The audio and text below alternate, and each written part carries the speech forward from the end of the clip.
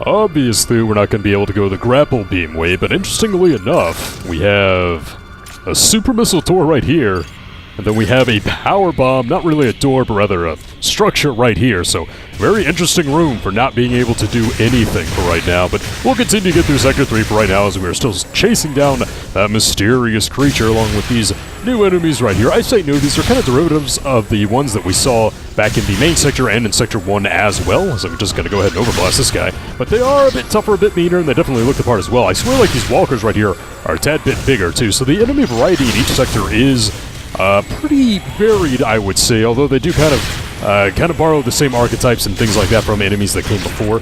But I guess it would kind of make sense thematically. I mean, we can tell that there are bioweapons research things taking place here, so maybe they just wanted to take the same life forms and see if they could adapt to different environments and things like that.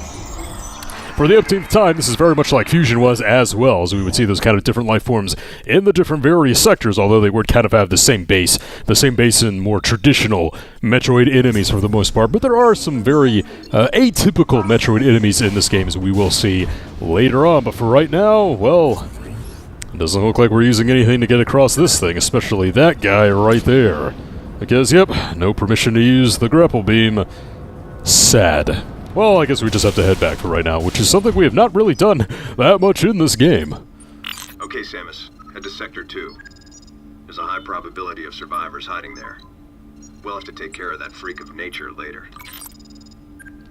Yeah, I don't really know why we're not worried about the freak of nature anymore. I mean, it did seem pretty vicious right there. I mean, it was able to take down Samus and kind of pin her down right there, although we were able to throw it back with the help of Anthony, of course. You know, I didn't really talk about Anthony that much, because as for the supporting characters in this game, I mean, I would say that pretty much all of the Marines are supporting characters. I mean, some of them aren't really even characters. We know that Lyle likes to blow things up, but he's dead now, so who, like, actually cares, I suppose. But I really appreciate Anthony as a character, despite him not being all that fleshed out or complicated. And, you know, again, this could be spun as like a political issue. I really don't think it is, but I really appreciate Anthony as a character because, unless I have just grievously forgotten something in the Metroid series, he is the first human character of color in the Metroid series. And no, I don't really count Gandrena in Prime 3, she's like a purple-skinned alien, stuff like that. But it is really nice that we do have not a white person in a Metroid game, not a white human here. And I also like it that it's not, like, a big deal that he's a person of color, that he's black, you know? I mean, he kind of talks with, like, I guess you could call it, quote-unquote, a black dialect, I suppose. But, I mean, he's not, like, stereotypically, quote-unquote, black or anything like that. You know, he's not, like, an offensive character, I would say, or anything like that. He's just a space marine who happens to be black. And I think that's really kind of the beauty of what you can do in science fiction. In fact, that's been kind of going back to really Star Trek, really, the first really huge fictional sci-fi thing, I would say. Maybe that's not really proper. I mean, there was tons of popular sci-fi things before that, but it was really kind of the first. I don't know. Maybe I should choose my words carefully right there. I mean, Star Trek was really the first, I should say, maybe lasting science fiction series right there. But yeah, perhaps that's a good one. And the way that all the various races interacted in the first Star Trek is that it was never a big deal that Sulu was Asian or that Uhura was black or something like that, really. They were just kind of there because that's how humanity was at this point. And I appreciate the Metroid in a very subtle way. Kind of does the same thing. A person of color, and it's just not a big deal. He's just here, and I think that's how diversity should be done in entertainment and in fiction. It should not be because you wanted to fill a quota. They should just kind of be there to do what the plot needs them to do, what the writers wanted them to do, and the race just should not be that big of a deal. At least that's my kind of humble opinion. Again, I know that can be kind of spun, perhaps maybe misconstrued as political or something like that, but I assure you I'm really not interested in such political takes. This is just, you know, what I believe to be true from a fiction standpoint, and I think it's a reasonable position, really, right there. As I took down that entire crustacean mini-boss without talking about it, I was so wrapped up in me kind of appreciating Anthony as a character, as we're going to go ahead and leave Sector 3 for right now. I was getting kind of sick of it, so on to Sector 2. But yeah, that crustacean mini-boss right there, I think the reason I had so much difficulty with it. Oh, hold on. The main sector.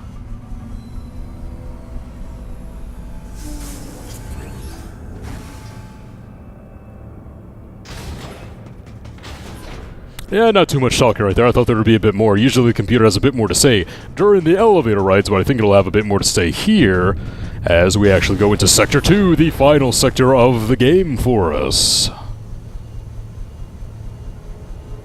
This elevator is bound for Sector A level 4 warning is now in effect in Sector 2. An irregularity in the climate control systems of Sector 2 has been confirmed. Please be sure to wear protective equipment and use extreme care when moving around this floor.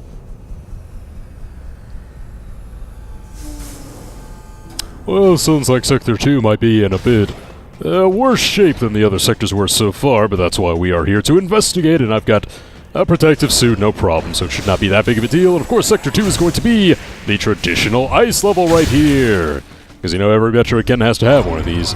Or every 3D Metroid, really. Not even that statement is true. I don't know why I'm saying that. Really, Prime 1 and Fusion were the only ones that had dedicated ice areas, so for the Metroid series, I guess this really isn't all that typical, to be honest. But yeah, as I was saying before we got into the elevators, with that crustacean mini-boss, I think I just didn't realize that you can go up and do, like, a fatal finish once you've stunned it a bit. But doing that is just the easy way to take that guy down, even though it's a very limited window when you can actually stun him and things like that. So let's go back a little bit as to why Adam called off our search of that mysterious creature back in Sector 3 right there. I do think that's actually a fair justification that there may be survivors here in Sector 2, and that seems to be one of the main kind of ideals, or one of the main goals right here, is to find this Madeline Bergman that they mentioned back there, and just find out what the heck is going on with this station. So I understand wanting to call off. I should probably just look for the nest that this is coming from, huh? These things usually always come from a nest. Yeah, there it is. Let's see if I can just snipe it from afar. There we go, yep. Go ahead and take care of that guy.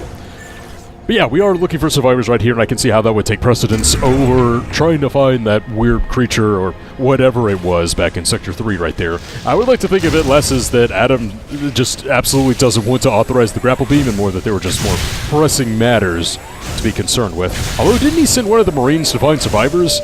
Although that was before we all kind of congregated back in the biosphere for that lab right here. Oh, come on. Those guys are a bit tougher right there. Those are the normal, like, zoomer enemies that we've seen with a bit of an ice flare. But if we look at this... Huh. Well.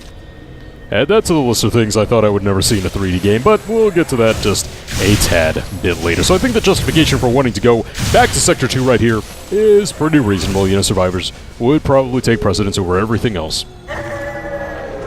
And just when you thought the enemy variety was getting a tad bit stale, we get a brand new one here in Sector 2, Ice Wolves. I don't know, can you even call these things wolves? I mean, they kind of howl like a wolf, sure, but they don't really look like a wolf. I think that may be fur, but they got like the giant tusks and things like that, so another really interesting enemy design if you ask me. And these guys are pretty easy to take down because all you have to do is freeze them, and then if you've frozen all of them that are on the screen at once, you can just missile them right there. But if they're not frozen, like you saw right there, they can actually dodge out of the way of your missiles very, very easily right there. Well, this one should be fine right here. Yeah, they do look kind of wolfy, but they also kind of look like a deer or something like that. I forget the classification of animal that would be. Kind of like an ice stag or something like that. You know, another really interesting enemy design if you ask me right there. And speaking of interesting enemies, yeah, ooh, that is gross. I don't think we can do anything to hurt this thing. Yeah, it's actually protected by like some kind of shield or a force field, something like that. And absolutely nothing is working. It does look really gross, yuck. Well, we're gonna have to get down and dirty for this one and get back into the water, which I love. Water in the Metroid game, fantastic. Why can't I just use the gravity suit? Although I don't think we get the gravity suit in this game until much later, comparatively speaking to other Metroid games. I mean, the gravity suit's first appearance was back in Super, and you got that in the wrecked ship, which is before you even explored Meridia and Lower Norfair and stuff like that. So, I mean, kind of early, and then the next appearance was in Prime when you got it. When did you get that? It wasn't as soon as you got to the Fin Train Drifts, but it was in the Fin Train Drifts, and you were able to get it before you completely explored the kind of, what was it, like the sunk ship? I forget the actual name of the sunken frigate, they may have just called it. I forget if it has a proper name or something like that. But that was it for the appearances of the gravity suit, except of course in Zero Mission and things like that. Which in that one, because it was a remake of the original Metroid, you didn't get it until kind of the extra content in the Zero Mission epilogue right there, when Samus was actually forced to survive in the Zero suit. So the next appearance of the gravity suit, and I say gravity suit lightly, as we'll see later, is in Other M right here, and it's just kind of weird that you don't get it until, from what I remember, kind of really late in the game, I suppose. But well, at least the water sections haven't been too offensive, I suppose. Alright, I want to snipe these things from afar because they can be very, very annoying. These things can actually Oh god, missiles. They're immune to missiles. They can actually get those things out right there, and if those hit you, they can knock you back into the water, and then you'll have to trudge all the way back up. Ugh, it's really aggravating. But this thing right here, like... I see the piranhas down there. God, it's like looking at me. It's like all worried and stuff that I'm nearby. Ugh. I don't know, it just creeps me out. Maybe it's like the antenna and stuff that kind of look like tentacles and things like that. It also looks like it has like a wiry beard or something like that. It's also kind of unsettling to me. But since when does a Metroid game since when did a Metroid game have a enemy that did not unsettle me would actually be the prime question now, wouldn't it? So makes sense that it just continues right along right there. So I'd like to talk about, for right now, because I think we have a bit of straight tricking right here for the moment, what linearity actually does for a Metroid game, and specifically how it pertains to backtracking, really. You know, backtracking is one of those things, I've made my opinions on backtracking very, very obvious. This is my, like, I'm really hiding it or anything like that, but I'll just reinstate them for a moment. I don't mind backtracking if, whenever you backtrack, the area has changed. It makes it more interesting, and it feels like you're not going over the same area again and again. A good example would be Super Metroid, how additional areas in the various main areas kind of slowly unlock with the more power-ups you have. And a bad example would be, say, the first Metal Gear, where when you backtrack, absolutely nothing has changed, and it just feels like boring and monotonous and things like that. But it doesn't, that's just my opinion, it doesn't change the fact that in the more modern gaming sphere and community, backtracking is really kind of looked down upon. Like, you don't want to have backtracking in your game. It really annoys people, things like that. But actually, wait, we do have something important here. Hold up. Oh, got this thing right here. Whoa. Brand new mini-boss right here. As we can go ahead and take that out. I'll continue my thoughts on backtracking and, kind of by extension, the linearity of Other M after we take out this guy right here.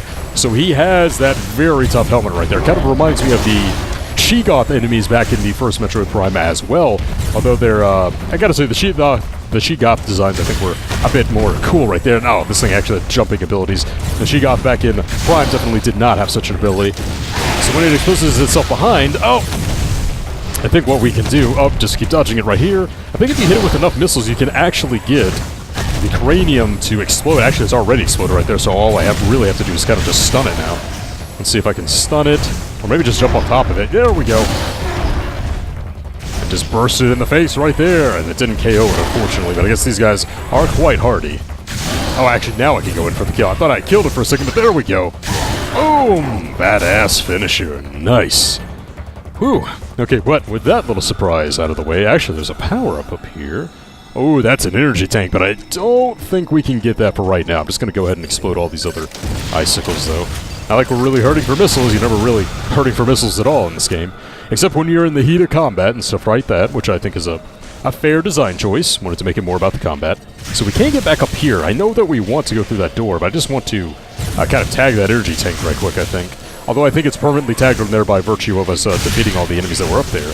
But I'm going to double check just to make sure. Yep, we cannot go up that slope, but we can go in here. Let's see where this leads. I think this may actually lead to that energy tank now that I'm thinking about it. It's leading us somewhere, up and down and all around. Interesting view of the room now, that's for sure, though. Can you see, like, the hidden ice tunnels and such? Okay, so where am I now? Yeah, I can definitely see that thing, but I think we may not be able to reach it. Yeah, that's what it was. I don't think we can actually get there. This just takes us up to above the bridge for right now. Yeah, so until we can reactivate that or come out from the other side of the bridge, not going to be able to do it. So let's continue onward right here. Just wanted to make sure, because I don't like passing up energy tanks at all, especially in a game that can be pretty difficult and pretty down to the wire like Other M. It can be not a very good idea to pass up an energy tank if you can help it. But let's go ahead and see the rest of the area. Sector 3 does not seem, or Sector 2 rather, does not seem to be all too expansive for right now. But so, as I was talking about, what I was talking about before we went against that very unique mini-boss from an enemy design standpoint for this game right here, linearity in a Metroid game, and then by extension the backtracking. Now I know that me as a Metroid fan, I do not really like Other M for its lack of kind of open-world exploration and things like that. It just really does kind of annoy me right here. So I think, yeah, we can go into this thing right here. And then, once we go in here, come on, you can do it, Samus, there we go. We can go over here, but we have to make sure that this vent with the cold air does not blow us out. But then we can just bypass this as soon as it goes out, and I think we'll get something good back here. But yeah, I do kind of resent Other M for not really following... Oh, wow, that wasn't a power-up at all. Was the consolation that we just get to go through the door? Huh, I guess so. But yeah, I do kind of resent Other M for not having the type of exploration that I look for in a Metroid game, and the type of element. Oh, and we have another new enemy right here. I forgot about this guy too. Just keep in mind that I don't really like Other M for its kind of straightforward, non-backtracking nature, but I'll get in more into what I think the idea was after we take down this thing, another brand new enemy.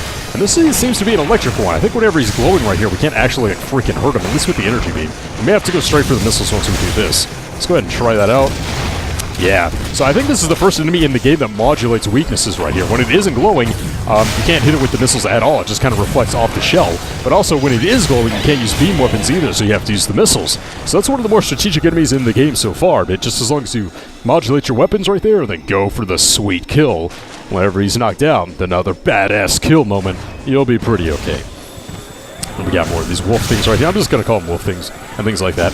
So I think maybe the logic behind this kind of Metroid game, it's just the continuation of what Prime 3 Echoes also did. Because I also kind of complained that, not Prime 3 Echoes, wow, Prime 3 Corruption. Oh, watch out, Samus, get off! Just reminded me that these types of enemies are in Federation Force as well. Ew, yeah, don't like that at all. But yeah, Prime 3 Corruption was noticeably more linear than its predecessor in order to tell a more involved story and to have more cinematic elements and things like that. And you could even argue that Prime 2 Echoes was kinda like that as well, at least more so than Super and Metroid Prime ever were. In fact, I would make the argument, well, I can't really make that argument anymore because, oh crap, yeah.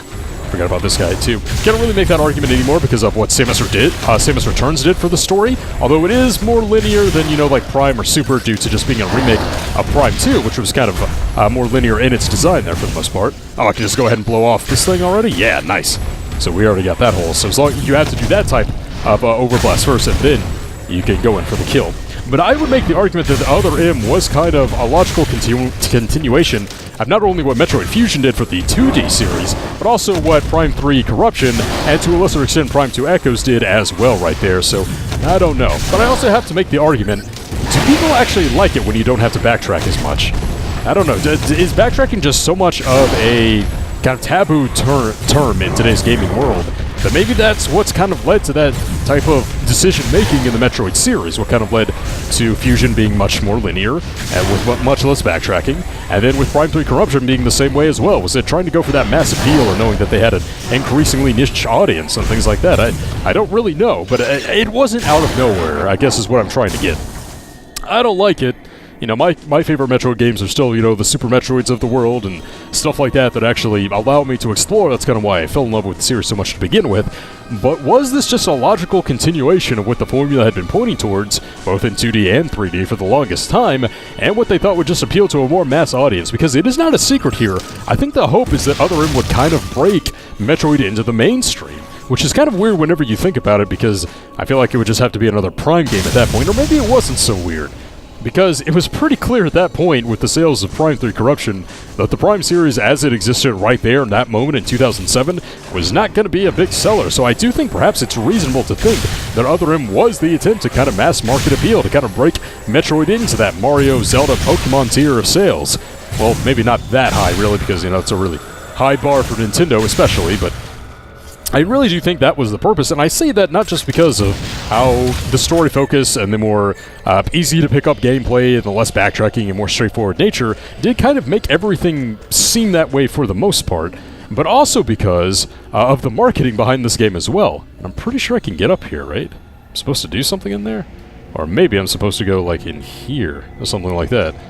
Yeah, I would try to, like, go up here with a boost ball if that was the thing, but I don't think that's the thing at all. I remember trying to, you have to, like, get into a pipe right here, but I kind of forget. Oh, God, it's this thing right here. How could I be so stupid? Yeah, that's going to be the way to get back down here. Yeah, that's how it goes. But yeah, the marketing for this game, too, is also pretty insane. In fact, if you want to look at it, and I would encourage you to do so, look up the live-action trailer that Metroid Other M had for TV. Yeah, that's kind of bizarre, isn't it, that Metroid had a live-action trailer for TV back in 2010. When was the last time that a Nintendo commercial had a live, and when I say live action, I don't mean that it was like people playing the game. I mean they actually had an actress who looked pretty convincing as a Samus, you know, in the Zero suit and things like that. And I remember in this trailer, they had an actress playing Samus, and she was like kind of narrating what her history had meant and things like that, and kind of what the game would be about from a narrative point of view. And that's not something that Nintendo does. In fact, I can't really remember off the top of my head, like, when was the last time they even did that? That's kind of how rare it really was, which I think points towards the fact that, you know, a lot of marketing went into the game, and there was a lot of hope that this would kind of break into the mainstream and have a lot of sales. And I do think ultimately that Other M sales were disappointing. In fact, the sales for this game clock in at right now, at this moment in 2019, nearly a decade after release. I believe it clocks in around 1.1 or 1.2 million units, which is not terrible, alright? You know, that's not a disaster, but a lot of that was also gained after the game had significant price cuts, so I really don't know how much of a victory you could say that that is, but, well, regardless, that's why I think that, that's one of the main reasons that I think was behind the overall structure of Other M, in addition to just where the series had, in my opinion, unfortunately been trending for a while, but I guess Sector 2 is, wow, really turning up the snow from here on to, and another guy like this! Ah, crap.